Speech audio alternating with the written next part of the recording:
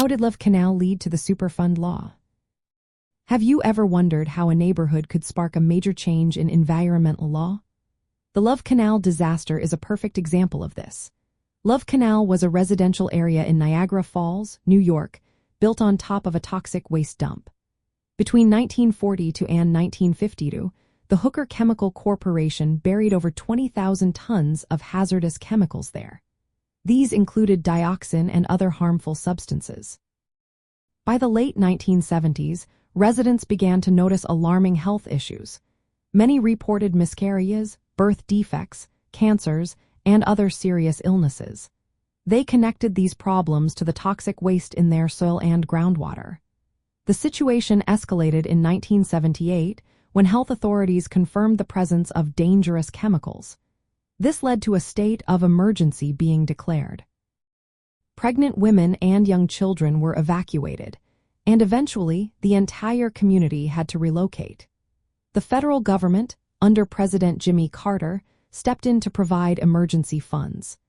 This was a significant moment, as it marked the first time emergency funds were used for a man-made environmental disaster rather than a natural one. The public outrage surrounding Love Canal was immense. Media coverage highlighted the lack of federal authority and resources to manage toxic waste sites. This situation put a spotlight on the need for better protection against hazardous chemical contamination. As a result, Congress passed the Comprehensive Environmental Response, Compensation, and Liability Act in 1980. This law is commonly known as the Superfund law. The Superfund law established a federal program to identify, investigate, and clean up the worst hazardous waste sites across the country. It also held responsible parties financially liable for the cleanup. Love Canal was the first site listed under this new program, setting a precedent for future environmental actions.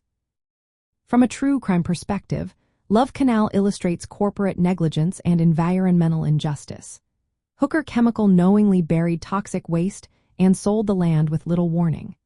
This prioritization of profit over community safety raises serious ethical questions. The delayed government response and initial dismissal of residents' concerns reveal failures in protecting vulnerable populations.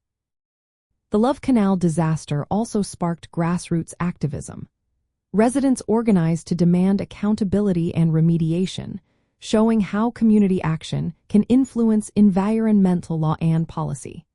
This event highlighted the need for strict regulation of hazardous waste disposal and transparency about environmental risks.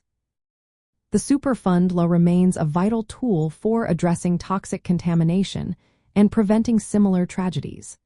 It serves as a reminder of the importance of community safety and the need for swift government intervention in public health crises.